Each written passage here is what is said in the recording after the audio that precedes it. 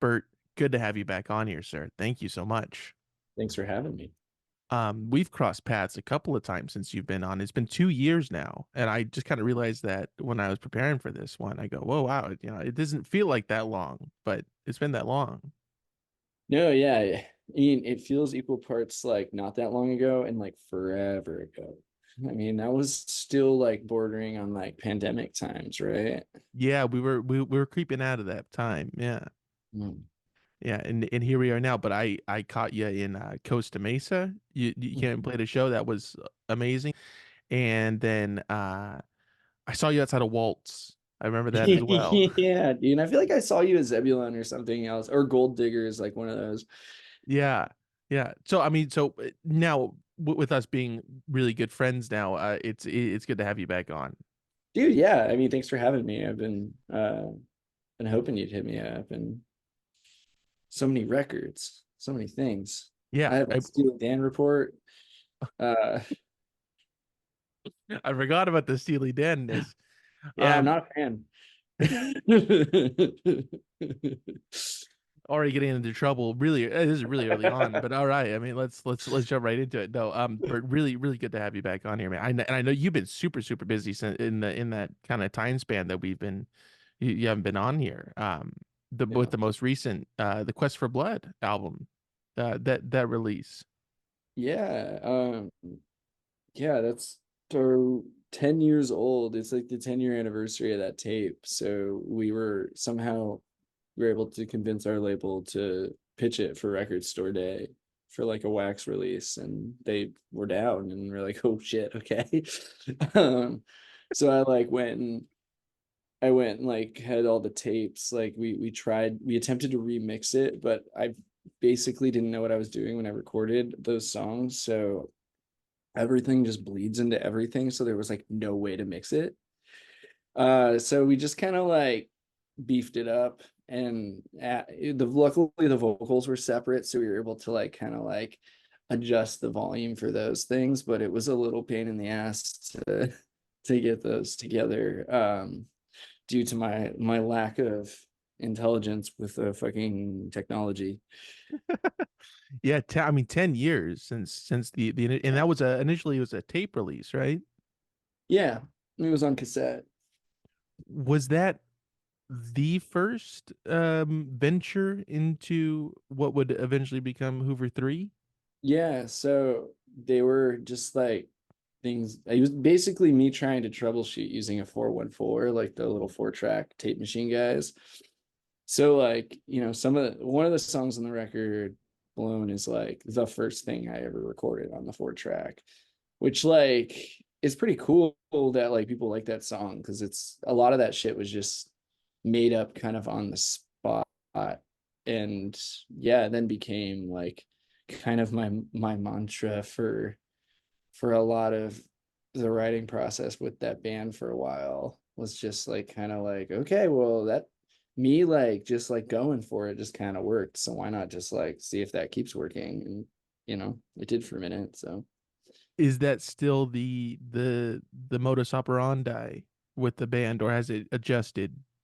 no, now it's like, I mean, once we got into like the kind of more studio album zone, like it sort of changed. Like Water for the Frogs is kind of off the cuff, but the other ones were a little more like thought through, and more, a lot more collaborative. I mean, they're all collaborative to a degree, but like the first records are like us doing kind of songs that were on tapes, and then Water for the Frogs is kind of a jammier thing. And then during pandemic and shit, we had time to actually sit and like write things and use our brains and our muscles.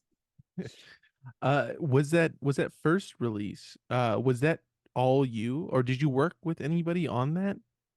Quest for Blood is all me.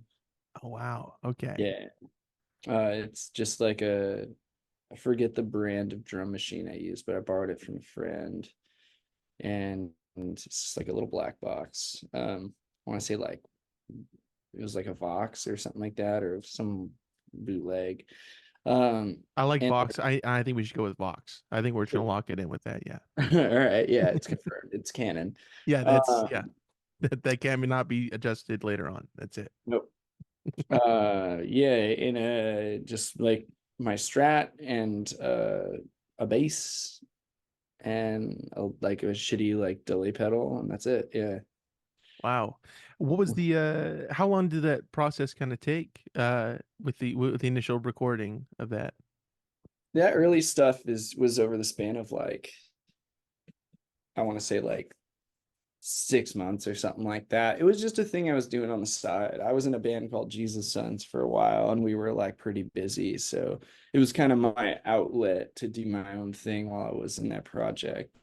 So it wasn't anything I was like, it was more just like an exercise. Like, and then I put them on Bandcamp and people seemed to dig it. And the people who put the tape out or Lollipop Records is mostly my friend Jeff, who used to work with them, Shout basically, out to Wyatt too from Lollipop.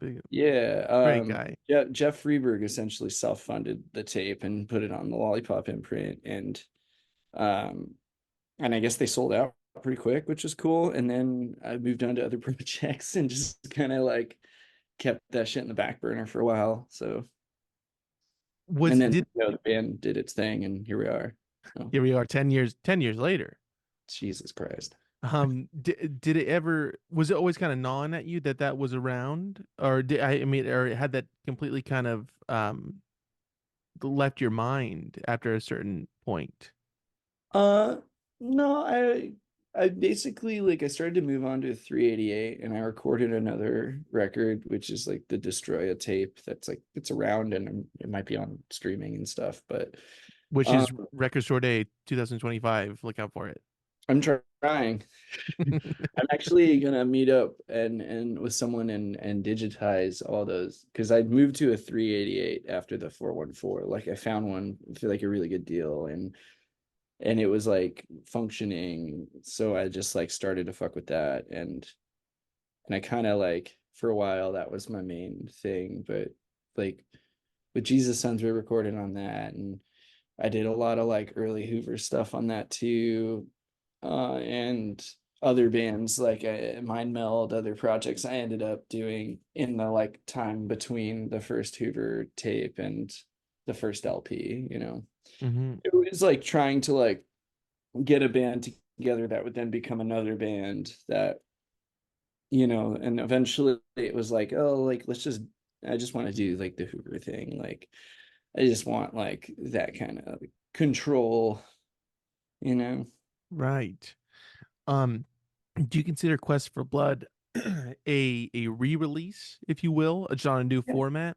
Yeah, is Yeah. that the way that you're categorizing it? I just want to be certain about. A lot of people have been asking me about it. I said I'll ask Bert, so that's kind of yeah. I mean, a lot of people have just assumed it's like what we followed up Point with, which I think would be like bold as hell if that was like intentional, like that it just was like fuck it, lo-fi record. Like That's a rad shift though. You don't really see that too much. Kind of, I don't want to no. say a regression, but just like a jump in that direction is kind of rare to see or hear. Yeah, I mean it was intentional to do something to kind of like point to me was sort of like an epilogue to a phase of the band.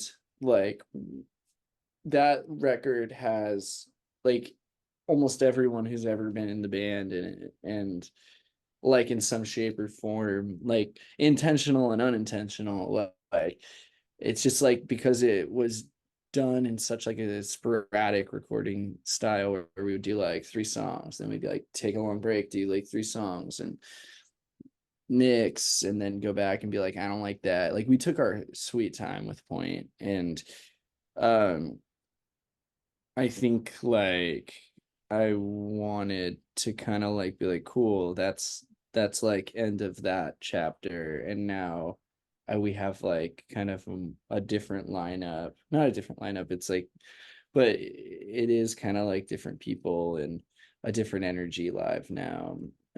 We're like a 4 piece, even though we've been touring as a 3 piece. it's complicated. Yeah. No, For the and Quest for Blood stuff, we're doing like a power trio thing, but that's kind of just like for right now, and then we're not doing that again. right. What was it like bringing those songs? And I mean, I'm assuming that you had played some shows playing songs off that album before this re-release that occurred. And then back like when we first got like a live, when I got like a consistent live band, we played a couple of the songs, but it didn't they didn't last very long once we started like cruising on our on like new stuff. And it was just like cool, that's like stuff I did. Now it's like focus on stuff we're all kind of collaborating on. Yeah. What was it like to kind of rehash some of these songs and kind of put them in in a few of these set lists? What was that like? I really enjoy like reinvention and things like that. You know, so for me it was like exciting. Like I kind of didn't need to relearn any of the songs. Like it just sort of were muscle memory, weirdly enough. Like, and they're all super simple, at least in my brain. And so it was cool, like adding some life into them, because with the drum machine and everything is like, like very like rigid, and now we're able to The way that like you kind want it. Yeah, I mean, and you're known for the rigidness of of every course, group that you've been in. I mean, no flexibility whatsoever. It's like you got to do it like this, play it like it is on the album. it's pure. Yeah, I mean, I actually originally was going to do the Quest for Blood live stuff like by myself with a drum machine. That was the original plan. And then we got some cool gigs, and we're like, well, I mean, we could just, it wouldn't be that hard to get three of us together and just like crank out these songs. And it's like kind of a fun, like closest we'll get to like a punk set. Until the next album, The next which album is all is punk. the next album is a rock record. Like it's a guitar rock record. It Uh, is. I mean, we did consciously do like the opposite of Point for the next record, but I mean that probably it's going to be a while before that comes out. yeah, at least like a month or two. No, we were gonna do it. I mean, we were considering putting it out in the fall, and I feel like we're all feeling on like we want to take a little break from touring, and like and just kind of like we got other projects and other life stuff that we kind of need to not keep putting on hold. And so we're gonna be doing a lot more stuff with like Groop and things like that, like other. And I have a new recording project I'm gonna start, and then we'll jump back into Hoover. I mean, probably on and off for the rest of the year, and we'll probably start working on new stuff this summer as well. Very cool, man. Do you feel like with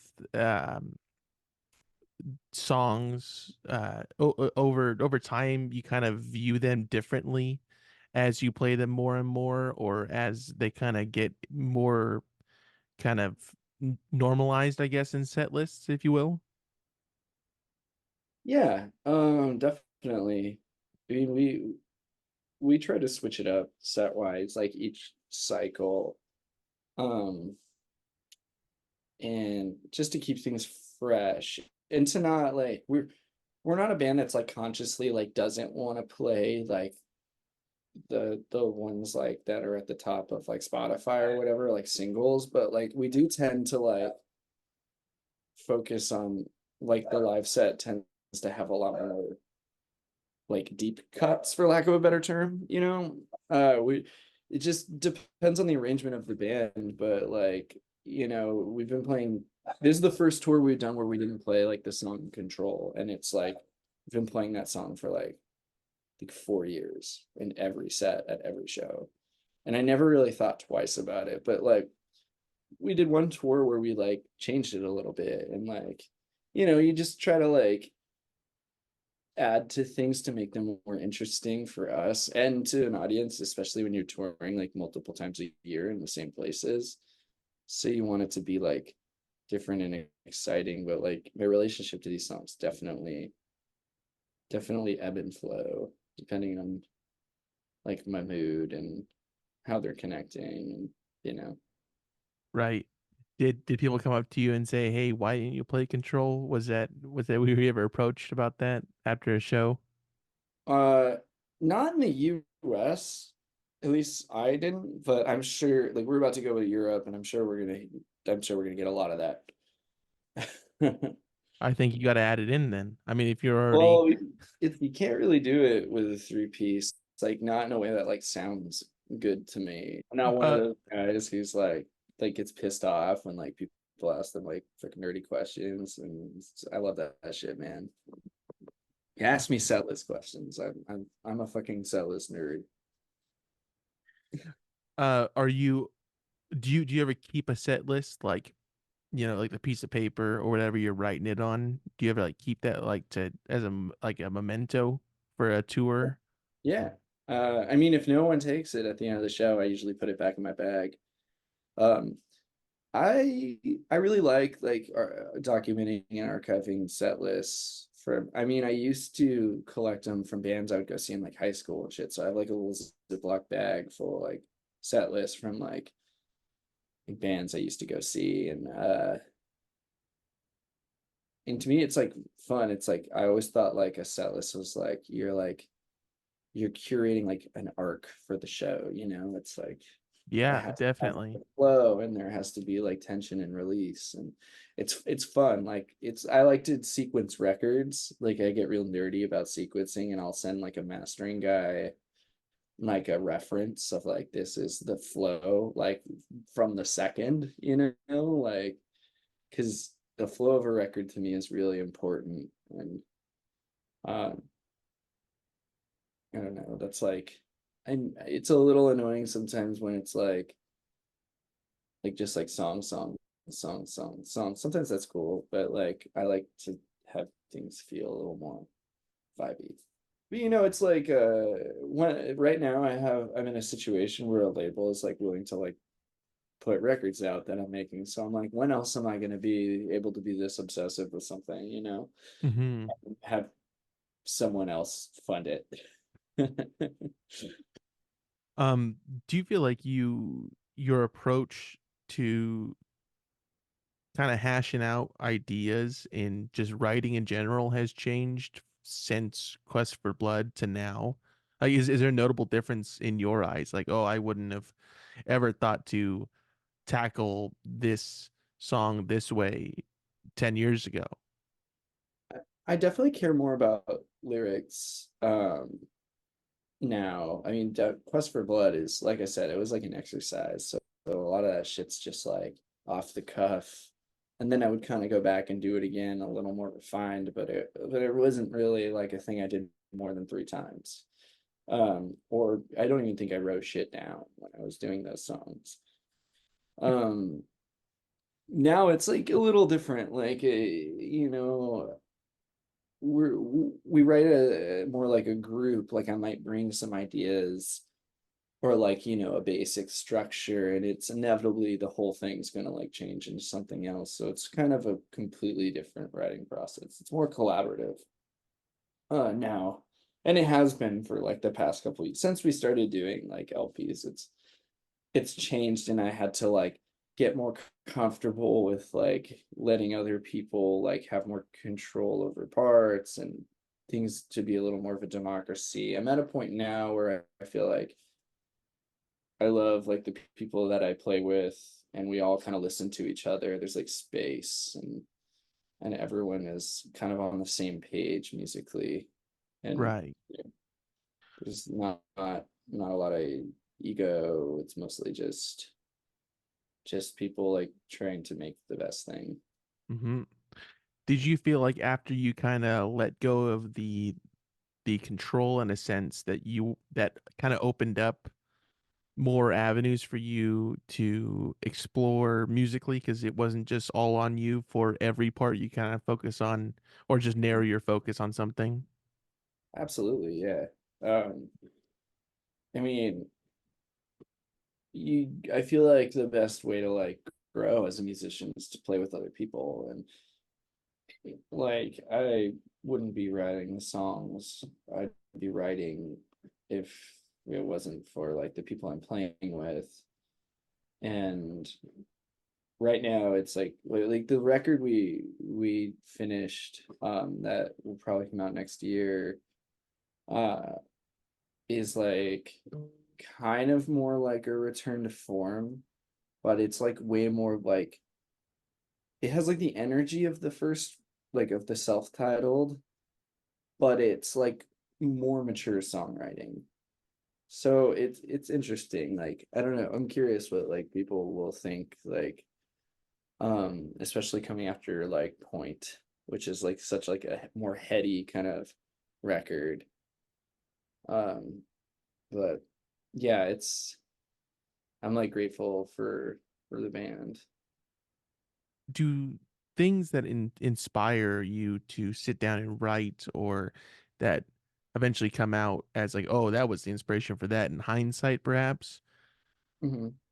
Are those things, or have those things changed over these past 10 years? Or is it still some of the same things that inspired uh, the first couple songs that you wrote are still kind of lingering in the background and kind of providing energy into these new ones? I mean, my music taste has definitely changed, and I still love some of the stuff I was listening to when I was doing the earlier stuff, but definitely my music taste has been become more refined. Uh, but like I still very much feel like inspired by film uh and like books and like like but life experience plays a big part into things. And that 10 years ago I was 21 maybe when I was making that shit. That's like living at my parents' house, like not going to fucking college, being like a piece of shit. And, what do I really have to say about anything? And now I feel a little more like opinionated and a little more like not that I have like something to prove, but like I feel like it's an outlet in different ways for me now, like lyrically and in that kind of sense. Like I'm definitely, yeah, yeah, more or less that kind of shit. I like it. Do you remember the first album that was put out on vinyl, released on vinyl? Like the first Hoover, or Yeah, yeah, yeah. yeah. Um, yeah, it was like a 7-inch was the first wax we had, and it was the Guillotine single, but the self-titled was the first wax. Hmm. Was Yeah. that like a huge milestone for you? Like, we got vinyl.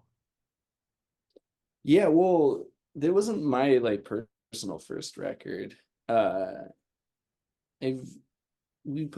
I put like wax out with Jesus Sons and like older bands, um and like that was, I remember getting records and being like, wow, like this is fucking cool. I misspelled a bunch of shit. Like uh um and yeah, like I used to run like a small label with some friends called Mock Records. So we would put out like local bands and shit like that. And um so like wax was like definitely a thing I was like invested in. And for for like the Hoover shit, it was definitely like validating. Like I do have this like thing that like I shouldn't have because it doesn't really matter and it doesn't mean anything, but I do kind of feel like if something's not on wax, it doesn't exist. Oh, Uh, wow. Okay. like sonically or like a tape or something. Like if there's no like physical media, then it doesn't exist. Like, which is not true. And there's a lot of good music that, is might be lost to Spotify or whatever or Bandcamp.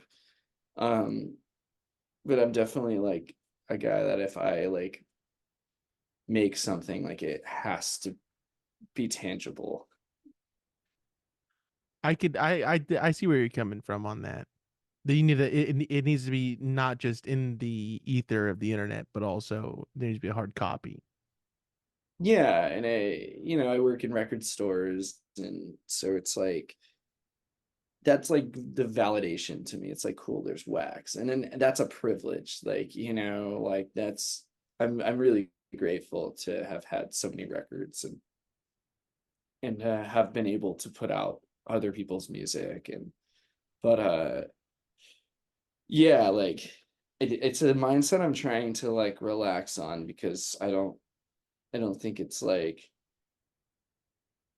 I don't think it's like a healthy pressure. Like, I'm trying to chill on the way that I view like music, and not so intense and not so like career driven. I'm trying to kind of like relax and have things flow more, and just kind of treat things more like my friend says, like a folk art, you know.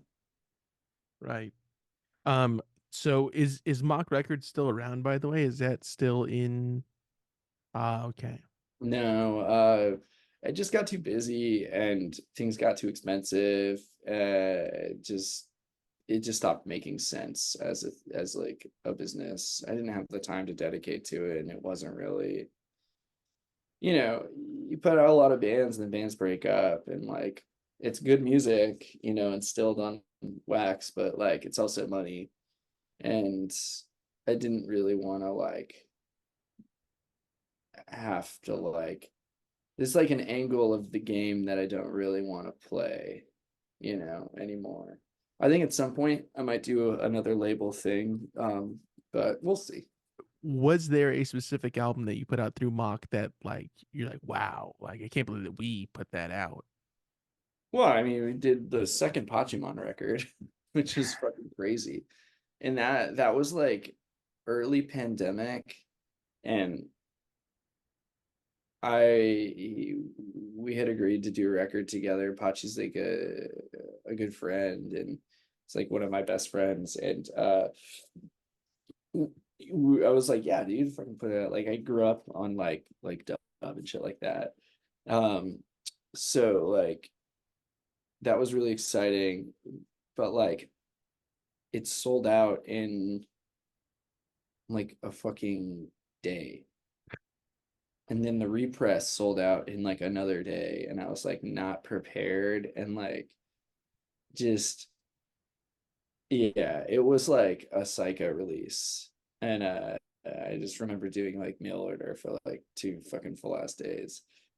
Uh like just piles of records. And it was cool. Like, and we got to do a single with him as well. And it's been cool seeing him like blow up. And like we just played together in Paris recently, and that was really fun. But otherwise, like Healing Gems, like all these like Oh interesting. yeah, that was one that I personally had from Mock, and I was really stoked to get that. That was really Played in like I want to say in like Groningen in like the Netherlands, and the guy DJing the show, the promoter, is also the DJ, like played the Healing Gems record, and I was like, I shipped this to you, like like I put this out, and then I was oh, texting, this is got that it. address that I shipped it to. That's wild. Oh, Okay. Groningen. Okay, now that's where I know that word. Mm. Uh, I'm also probably mispronouncing it. I apologize, but yeah, I mean, we got to do the U.S. pressing of a Muhammad Saz record. That was really really cool, and like, I'm proud of the shit that like I made that we put out through Mock, and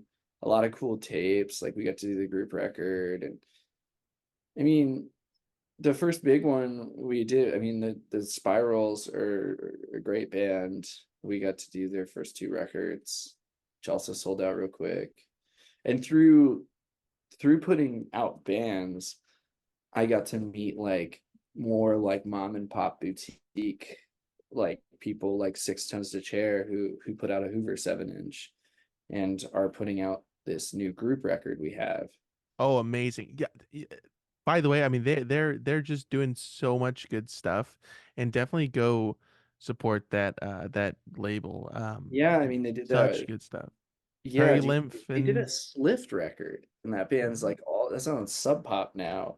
Like that's crazy. And like a Jeff the Brotherhood single, like Laurent's the best. And I've known him for so long, but I've never met him in person.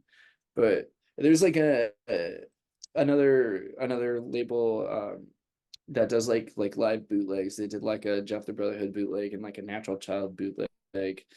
Um And like I get to meet all these like people you do trades and shit. And, like so it's fun. And Harry, who we work with, who does Greenway and Reverberation, like we started working together. I was like, oh, Harry's been ordering records from Mock since like the first release. It's just so funny how like small like the record world is, especially when the more niche and nerdy you get. Like it also helps having like label background to understanding working with a label. Mm-hmm. Mm-hmm. Kind of get the insider knowledge, if you will. Yeah, a lot of inside baseball, but Right. Is there a specific release from Hoover 3 that stands out to you for whatever reason? I mean, Point is something that I think like I'm gonna look back at. And Point and Water for the Frogs, I think are my personal favorites because they're so like they are records that are kind of birthed in the studio. So there's sort of like a virginal quality to the songs in my mind where they're not like super fleshed out and they're not like incredibly well rehearsed. They're like real loose and they're simple, and it's like we came up with these ideas quickly, and we kind of just they're really pure. Like this is like not overthought. This is just what it is. And then live, it grows and it becomes tight and it becomes like more like a machine and more fleshed out. But there's something so cool about listening to a record and having it feel like so simple. And then like, it's just I don't know, like people used to go back in the they didn't like road test shit. They'd go make a record in the studio and they'd go tour it and then it would become what it is live. And that's kind of a thing I like. I don't like to like overthink recordings and albums. But so those two stand out to me because they're so in my mind loose. Speaking on that point of kind of not really hashing it out and seeing just how it is naturally, if you will. The other band that you're a part of, Groop, is kind of, it seems like that's kind of an ethos, if you will, within that project. Yeah, that's more literal. Like we never played the same thing twice. We might like vamp on a riff, but we're never like gonna rehearse a song. We never had our group rehearsal. We don't even really get together and like fuck around. Um, it's all like done at shows and in front of people, and that's our vibe. But that project is has been a lot of fun. And when Hoover stuff got busy, we kind of had to like take a little break from it. But I think we're gonna jump back into things with a little more force. Since we're the record we have coming out is like a collection of stuff from Zebulon, the like residency that we had. Very cool. Is there a, do you have a date on that, or is it's just in the future? It was September, most Okay. likely. September, so Um, keep an eye out for that. yeah, and I mean we'll probably announce that sometime over the summer. But we've been sitting on this for a while, and it just took us a long time in between tours and stuff to get art and things together, mastering and so on. But it's like what's fun with that project is we go in, we spend like a day in the studio, or you like listen to like a set from one of our shows, and you can kind of cut together like hand style like a record out of just like parts of these things. So it's like has this kind of just chopped up feel that I like. And we've been collaborating with Nolan Potter, his Nightmare Band, whenever we Oh, go to Boston. yeah. By the So way, we real quick, check out that interview if you haven't already. Bert, I know that you have. I know you're the biggest fan of this podcast, but oh, go back and 100%. listen to that Nolan Potter interview. He's a I fantastic watch musician. I watch the Tim Hellman interview every night before bed. Which So one? The first, the second, the third, or the fourth? skip around, you know. Oh, skip around. That's smart. Yeah. Yeah. Uh, Yeah. Shout out to Tim. yeah, That shout out is to Sam. he's awesome. I appreciate you just knowing that, Bert. That means a lot to me that you would pull that out. Thank you. uh yeah, man. Yeah, dude, we did a tape. Our most recent thing is a tape we did with because Nolan's project's called Mystery Group or Mystery Egg, and we're groups, so we just call it Mystery Group, and we just Well, yeah, I dropped it like that. on Greenway uh like a couple weeks ago. But we just were at Psych Fest with Hoover, and we did like a group set with the Nightmare Band, and it was probably the most fun I had in a long time at a show. Like playing with those guys, it's like such like a natural, easy flow. Everyone is listening to each other. Like they're such incredible musicians. And I feel like a caveman amongst like future men. And I'm like, I think it's a nice relationship that works. Like Nolan's become a very like good friend of mine and a fellow Trekkie, and it's nice. It's awesome. Did you have you felt that like some ideas that you wanted to incorporate like into a Hoover 3 song or album that you didn't it didn't quite like pan out in that group that you were able to bring it into group and it kind of worked out in a set or something like that? I mean, maybe like a riff or something, but no, I've never like I've had ideas that I've like not brought to Hoover because they don't really go anywhere or whatever. It's not worth like bringing in, and I might like play that riff on bass in group, but then everyone else is going to just add their own palette to the thing. So it's group. I'm only a small part of group. Yeah. Right. You're part of the group. Yes. When did group begin? Do you recall like the because I mean you've been there since it began, right? Yeah, yeah. It basically started in like 2019 when we got hit up to do like an in-store and they just needed a band, and I was like, I'll just put some people together. I don't know. And it was me and like drummer Shaughnessy Star and like Baby Gabe and my buddy Lewis played some guitar. I mean, we just basically the regulars of group just we called it last minute band, and we just did it a few times. Like, yeah, we're just gonna go like fucking wing it and like cover Interstellar Overdrive for like 20 minutes. And eventually we were like, hey, let's just go in and do a record like that. And that's how it became a group. Hmm. It was in the studio. We were like, oh, we should have a name for this thing. We like kind of the stereo lab angle of the group, you Hmm. know. Did you know that this group of people were able to kind of work together in that capacity? Because I mean it's really like kind of tough muscle to just flex just going up there and riffing. I don't think that everybody could do that. So did you have a feeling like like this will work with this group of people just kind of improvising?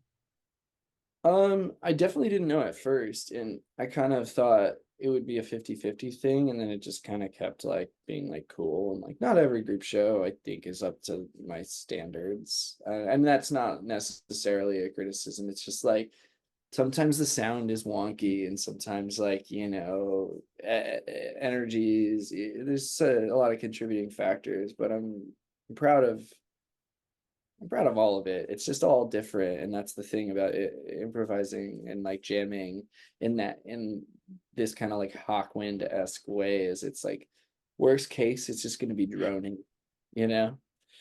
Uh, but yeah, I mean, I've been playing with Shaughnessy used to be in Hoover. Everyone kind of used to be or ended up in Hoover at some point, or they were people I knew, like my buddy Lewis, went to new school, and so he's got like this kind of like jazz, like kind of like is a big like Arta Lindsay head, and Lewis Cohen, he's a guy I've known since high school, and him in the Hoover bass is Kaz. I've known those guys since high school.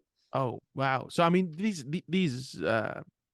relationships, I mean, have been around for a long while Yeah, like leading up Shaughnessy to this. Star was in Jesus Sons with me before we were in Hoover, before he was in Frankie, and so on. Uh, Was he in Frankie and the Witch Fingers? he's on Zam and the one after that, I think. Yeah. Very cool. Okay. Um, So yeah. you only work with all-star groups. You only work with the best in the business. Is that what you're saying? Weirdly enough, I like am been so lucky to play with like a lot of incredible drummers. I don't know, like I feel like there was a point in my life where it was impossible to find a good drummer, and now I'm just like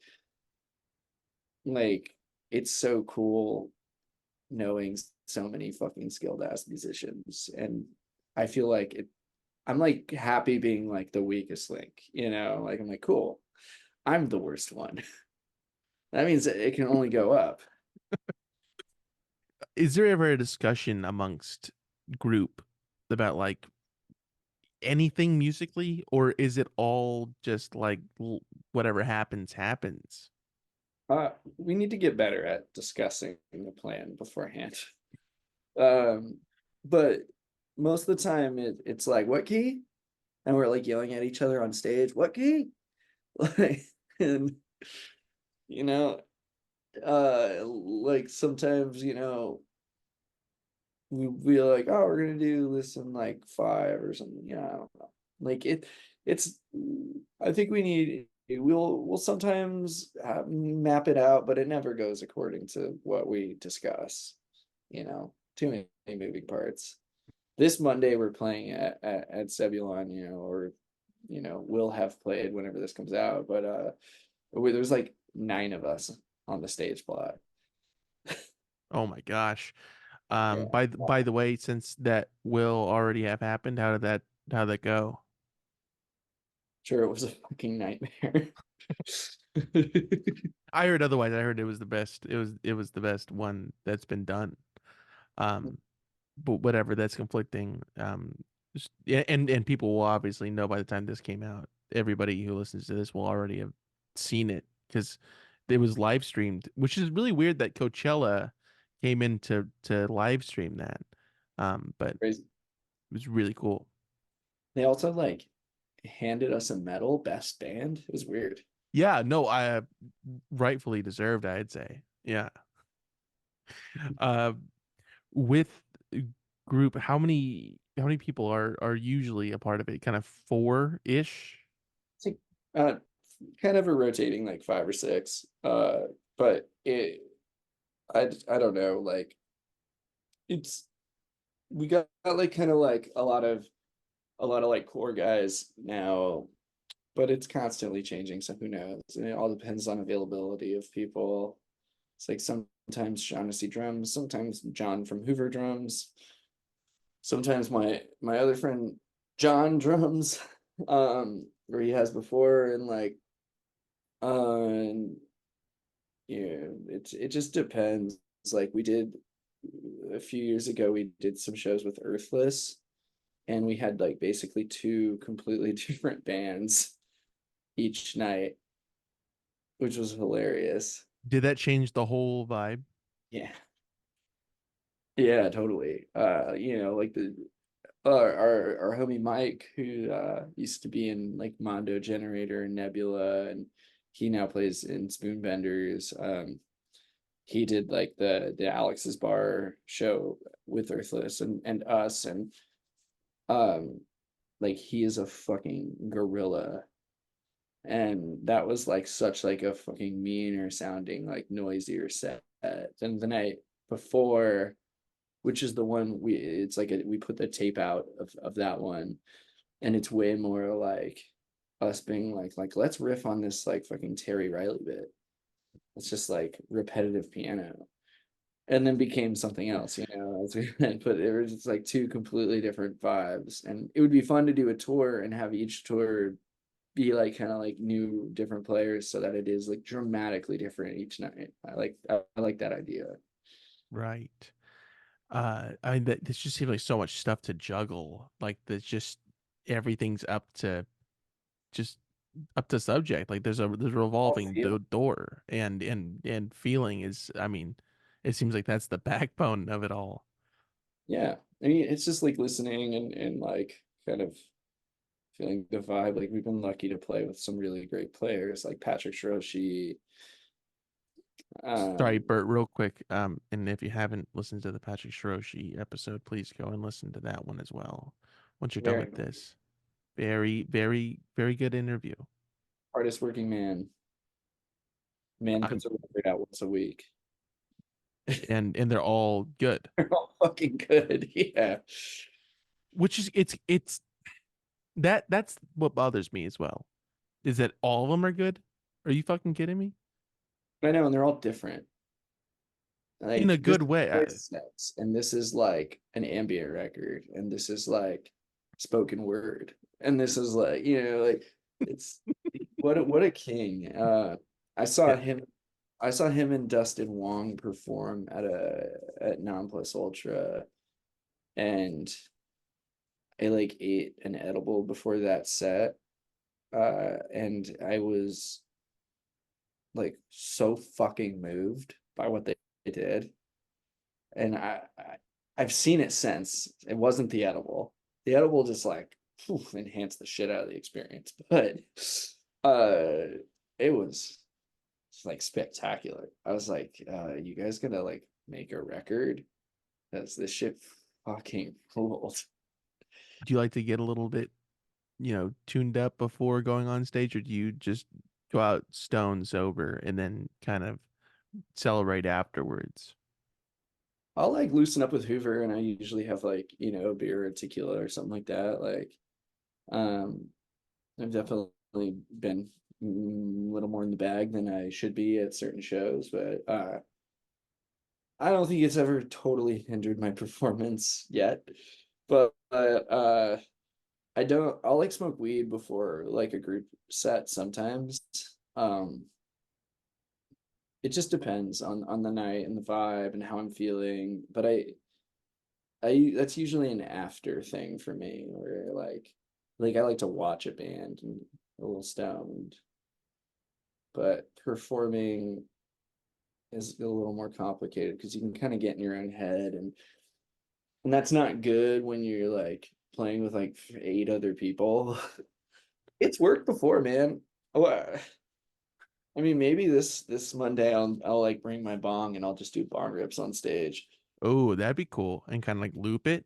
That's either like I don't know how I would feel if I saw someone that I didn't know do that, but I don't know if I'd be like, that's sick. Well, I I might mean, be like, word, that's a choice. let me just say this though. I mean, Cypress Hill, their grandfathered in for that, Yeah. for like literally putting the mic or the bong up to the mic and ripping it. That's, I mean, that's fine. Beastie Boys could have also done it. They were Yeah, that's a I good idea. I should put up the mic through like a space echo. I think that's the key for the new album. I don't know. We're just pitching ideas That's here. actually hilarious. I think this is happening in real time. I feel like next like important show we have that's like this like oh this feels special and important. I think I'm just gonna play the bong and just like do a bong rip over the course of an hour. I think that's great. Well, I you think have a that theremin player, we got a bong player. yeah, and this guy rips literally Yeah, they bongs ripped. every night. And we Yeah, get I like think progressively high through the set. Like that needs to be incorporated within kind of rock music or rock oriented music because it's like hip hop's done it, rap's done it. It's time for the rock stars to get. I mean, rock stars like yourself, Bert, to just okay, big time. start just a little like a bong like interlude or whatever. Yeah. Yeah, I like that. Like anytime the set mellows out, just hit the bomb. And then I'm gonna get real nervous. And they're gonna be like, "We're gonna do this one in seven," and I'm gonna be like, "No, no." Not Dude, 7. yeah, no, too late. Well, I mean, everything is, I mean, what they say, everything is really It's all poor. jazz, baby. Yeah, it's all jazz. It's all Cypress Hill. Going back to your involvement besides smoking weed in group, um, is bass. Is that usually what you're playing in this Yeah. while live? Uh-huh. I I do guitar sometimes, and like I'll usually bring like a little keyboard, but yeah, I'm mostly bass, and I feel like the genesis of most of the jams is me and a drummer. You on bass and then a Yeah. drummer? So me playing bass and then like, kind of like finding the vibe with the drummer, and everyone kind of like comes in at their own pace. Do you feel like when you're playing bass, your mind is moving in a different direction for ideas for where the song should go as opposed to when you're playing guitar? For sure. Yeah. Um, it's like I can do a lot more with bass. Once like the vibe gets going, it's like I kind of have the freedom to like move around a bit more, and a lot of like it's cool. I've been playing with Alex Bully has been playing, a friend of ours, been playing guitar with us, and like me and him will usually like sync up on like a riff or something, so it has like this kind of cool thing. But really, it's really just not a lot of thought, not a lot of thinking happening in there. A lot of empty space in my head when we're playing those sets. It's more like just like flow. Like, do you want like come up and come down, like that kind of thing? Like, when do you want to change a riff? Like, sometimes I'll trap myself with like a really complicated thing that I just like will burn me out super fast, and I have to like kind of switch it up for something, looks like Right. I like made a huge mistake. Does playing bass live and playing guitar live in front of an audience feel just completely separate? Like it's just two way different things. Um, yeah, I like not being like front and center, and I like it whoever I'm singing, so it's like I'm kind of like there, and I have to be. But with group, I think the best setup for me in group is when we have two drummers and they face each other, and I'm just behind them. I'm like the furthest thing in the back of the stage, and I just get to like vibe in the back. There's no pressure of. And that's the best part about group is there's actually no pressure, because there's no song, there's no fucking anything up, because there's nothing. It's all happening, it's all on purpose. So As opposed to Hoover 3, which is the opposite of riddle that, do you there. feel? Yeah. Yeah, Hoover's like it's not like it's we still run a pretty loose ship, but it's more like rehearsed for sure. Like, we have like a set that we kind of like will like kind of loosen up and flex around in, but like most of the time it's pretty like your classic band. So I mean every group show is different, right? Would you say the same for every Hoover show being different? Yeah. I mean, I think like naturally I don't like to play the same thing twice. Like when it comes to like a guitar solo, or and it's always going to be a little different, and there's it depends on the energy in the room, and the set might be the same, but you know they just might have a different thing in the air. It's hard to say. Is it is the energy apparent like right when you step on stage, or is it something that it's kind of creeps up on you before you get a read on it sometimes? I think it's both, really. Like, it can be both. Like, sometimes you kind of like, ooh, like this is a good vibe, like stoked. uh and then sometimes like we opened for Fuzz in man, some like French beach town. I forget what it's called, but we like just the vibe felt so weird, and it was maybe the room, and then kind of a stiff crowd, and like we're the opener, so you know the expectations are always like, I mean, they're adjusted, but like we walked off that stage being like, wow, that was a fucking weird show.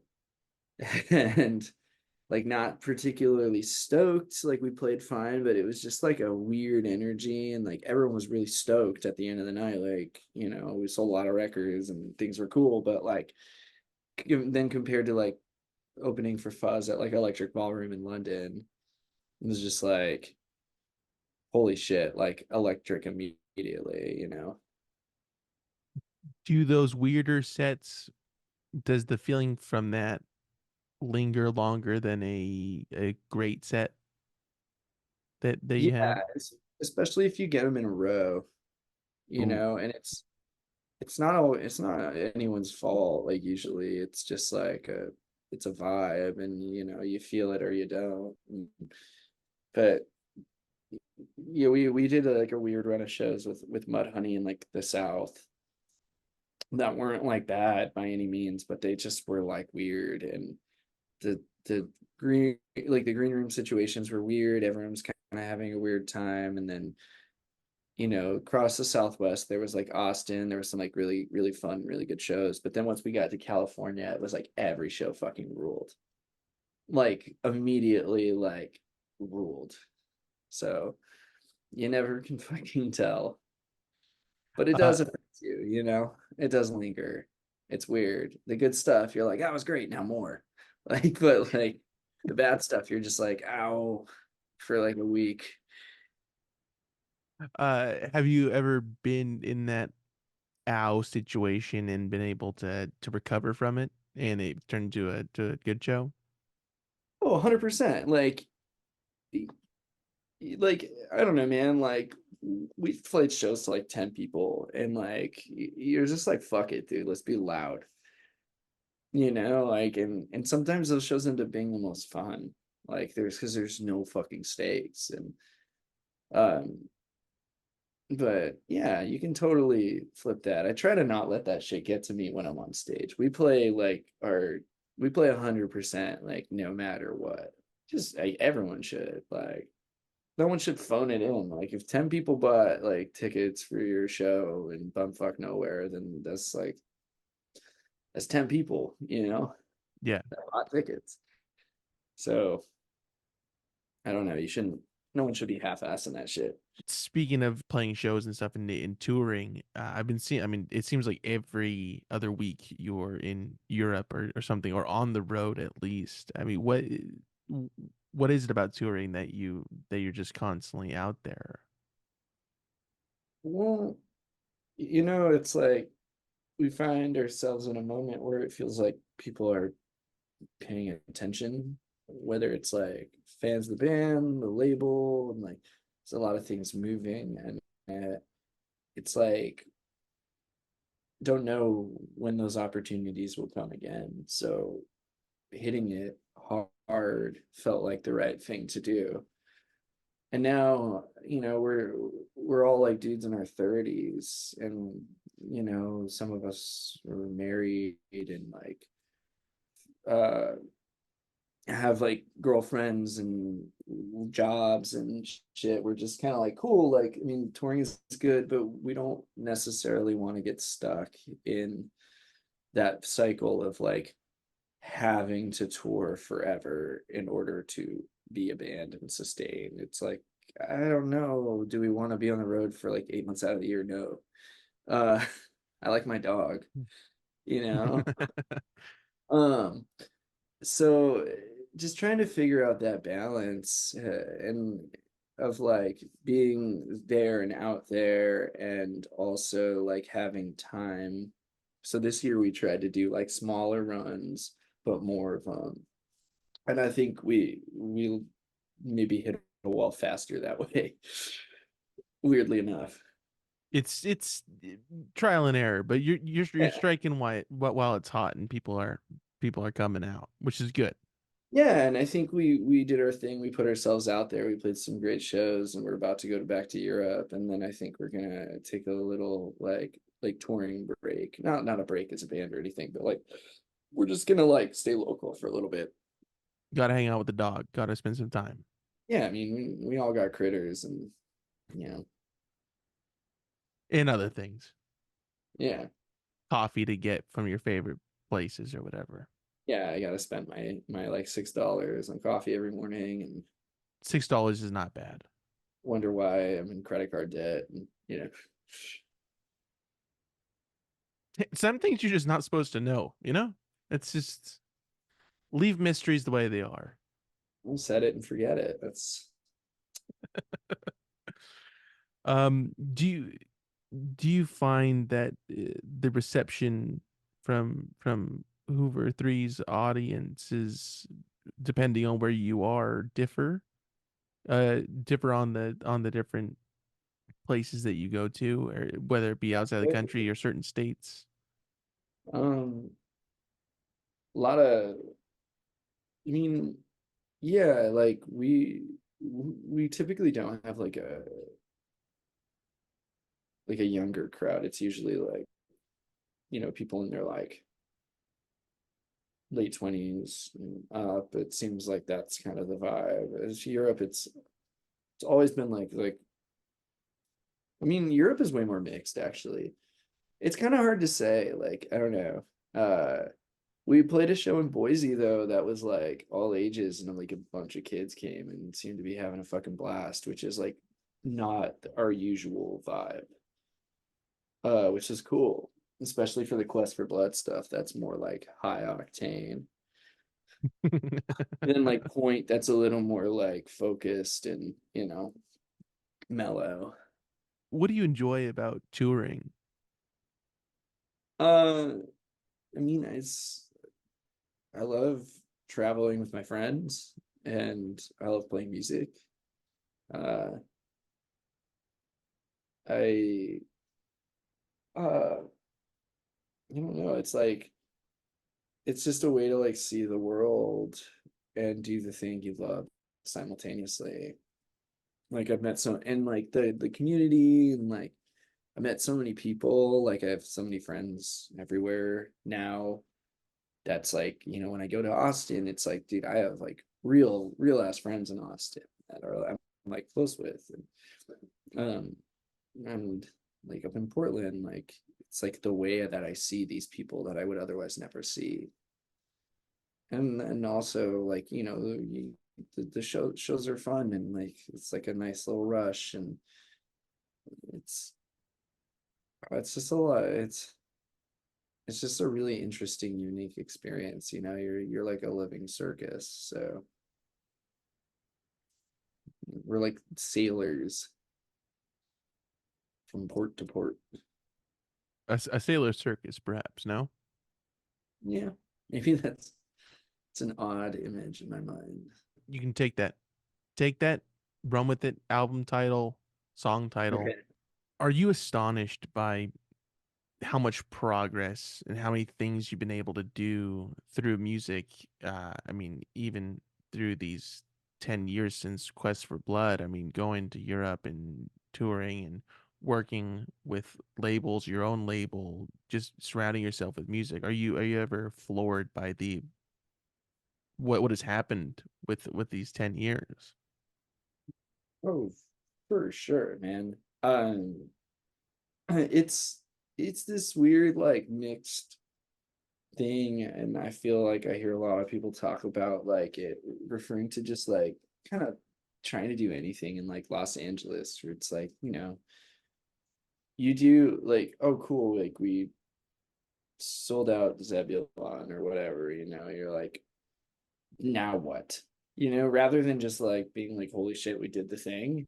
Like you just get caught up in the like, well, the bar has been moved, so now I'm failing again or something, Right. What's next? If I'm not progressing, I'm falling backwards. Yeah, and I've kind of tried to like change the way that I think about things and kind of embrace like the moment a little bit more. Easier said than done in some situations, but like it's it is like pretty crazy. Like a few levitations ago, we got to play stubs with King Gizzard, and then the next day we got to play Hotel Vegas with the OCs, and that was like fucking wild, like a wild contrast. And it, it was just like fun to have this like more like concert experience, and then like a fucking rager. And there's like at both shows, people in the crowd knowing the words to like every fucking song, and I'm like, dude, I don't even know words to every song. Like that's so cool, you know? That's like some wild shit. And people like being stoked to like finally get Quest for Blood on Wax. I'm like, finally? Like you've been waiting for this? It's cool. It's rad, and I'm like really grateful for all the support from like the label and like fans and friends and so on. It's been pretty incredible. And like honestly, like where things are now, I would feel pretty fucking accomplished if it stopped, you know? Yeah. That, I mean, that it's amazing, Bert. And I'm so glad that you're able to see all these great things that you've done and accomplished and experienced. That's amazing, dude. Um, Bert, thank you for coming on again. I really appreciate it. It's always a pleasure talking to you, or even when I just see you, I go, hey, there he is. Yeah, man. I haven't seen you in a minute, but I hope to see you soon later. And you should. There's a really great show coming up on the West Side that I'll tell you about later. Um, or See, actually, I mean, it'll probably be announced by the time. When is this going to come out? Like, this is not this Friday, next Friday. Yeah. I hope it's announced by then. If not, surprise, here it is. We're playing in this place called Venice West, and it's like Meat Bodies, us, and Mondo UFO, and like none of us know what to do in Venice anymore. So we're like, I guess we're just gonna go to the fucking Strand and just like get fucking wasted. Who knows? Uh, but that's gonna be a really fun show. Last time I played in Venice was, did you ever go to the Townhouse? I don't know if you spent any No, time. no, I've It was like never. a basement venue, and it was right next to like the boardwalk or whatever, you know. It was in a Um, basement? it was like, well, I mean, it was like a fancy basement, but it was Uh, like the I- basement of a bar, like a speakeasy. okay, Uh, still though, a basement in anywhere in LA is very rare, let alone by the beach. and it was like a Hoover like drum machine show that I played there with this band Small Wigs. It's like really fun, but that was the last time I was there. That was probably like about 10 years ago. So every 10 years you play just a show in Venice. I mean, yeah, All right. probably. That's awesome. Um, Bert, again, I really do appreciate you coming on, but before I let you go, we got some promo to do. Let's do So, it. Hooveriii's album Quest for Blood, which we've been talking about, and I really dig it, and I am glad that it is out on record. I'm not the one that said it, but I'm glad that somebody else said it to you. I've been waiting for it to come out, and I really like it. And so will everybody else. So go ahead and go check that out. It's streaming everywhere, right? Wherever people get their music, that's where Yeah, they can find it. it should be. Yeah. Very cool. And people could buy the vinyl through. I saw Rough Trade uh has some on their website. I th- I think you gotta buy it right now from record stores. I don't know if the label is selling it because it is like a record store day release, but I think if there are copies like left over in the warehouse, it will probably go up on the web store. But you know, just keep an eye on the gram and all that shit. Went on the Yeah, gram and go visit a local record store, and hopefully you'll find that treasure there. That's kind of cool. yeah, definitely. And everybody could find the other discography wherever they get their music. Everything else is streaming, and the people could find the other vinyls through various different places. Fuzzclub.com has has some, and levitation.fm has some, and the Bandcamp is where people can buy this stuff digitally, right? Yeah, the Bandcamp you can buy digitally. You can buy everything, pretty much everything that's in print you can buy through Levitation. Okay, The cool. so, yeah. And then again, that's levitation.fm, and the Bandcamp is hoover3.bandcamp.com, and that's I. And everybody can stay up to date with news, shows, releases, and everything else by following the band on Instagram, which is at Hooveriii, and that's again with three I's. And the merch and vinyl is sold out on the Bandcamp, but once I mean it'll be restocked at some point, right? Yeah, probably not the wax. That's probably we'll sometimes drop like lathes and limited stuff. We might put some shirts up soon, but you can pretty much levitation.fm is like the best place to get everything. The less mail order I have to do, the better for everyone else. Because you might actually get it. All right. Yeah, levitation.fm. So go go support it and go find that stuff there. And Group's music is also streaming everywhere, right? Yeah, the LP is streaming. We're working on getting some of the tapes up online. So look out for that stuff. And you again you could buy those releases through greenwayrecords.com. As Bert Yeah, said, that's all the the best tapes place. in the LP should be available there if they're in stock. And And other shit, you and what? know, What was it? and other good shit. Oh yeah, Levitation and Frankie and the Witch Fingers and um Acid Dad. Acid Dead.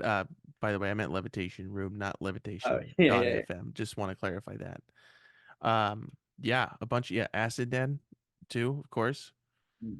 Yeah, lots of good stuff coming out of that Uh, label. The what? Spud, the Spud. Spud. Yeah. Okay. Uh, our friend Holly from that band Stonefield, she released like kind of a Devo-esque sounding mm, like EP. It's rules. If that's Very available, you should get that.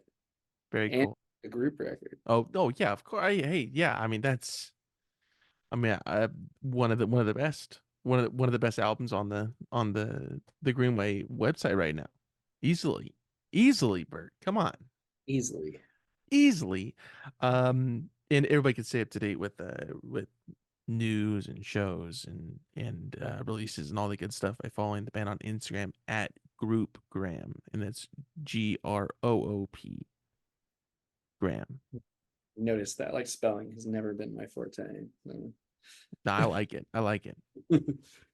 Gets people's head scratching. It's good. They're paying attention. I think it's good. And you're also heading back out on the road soon, right?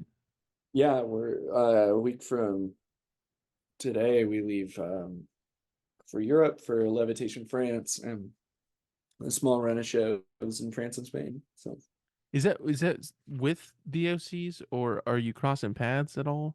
we're crossing paths in Lyon, and that's it. But yeah, we have a show in Lyon with OCs. That'll be fun. Hang out with those guys. That's gonna be really cool. Yeah, it'll be And great. those are really kind of up and coming guys. I've had a couple of them on the podcast, just trying to kind of build that band up. I Yeah. mean, so definitely look out for them as well. Dan Rinkin's new solo record, pretty sick. Oh yeah, that is really cool. I forget, I'm blanking on the name right now. Spotlight City, I think, or something like that. It's Yeah. it's it's got the dog on the cover, and go check that out. Yeah. So jealous that he got to like use that artist. I've been circling that motherfucker for a long time, and I haven't had the Who's record. Now, dang it. who's that artist? Who did the that cover And art? this is important. I'm gonna look it up. It is important. Yeah. Uh, it's gone. Oh, There it is. it's yeah. Follow him on Donnie underscore Odell or O'Donnell. Sorry, O'Donnell. My bad. My bad, King. Donnie, we love you and I we can't love your read either. art. I can't read.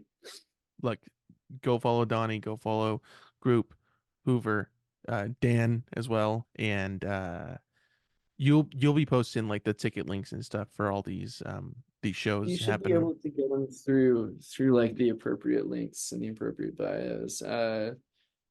you have any problems, yell at U-Turn Touring, Okay. not us, please. Bert, thank you so much, man. I'm gonna stop recording this. I'll talk to you in a minute. Okay. All right, cool. Cool. Thank you, sir. A lot, man.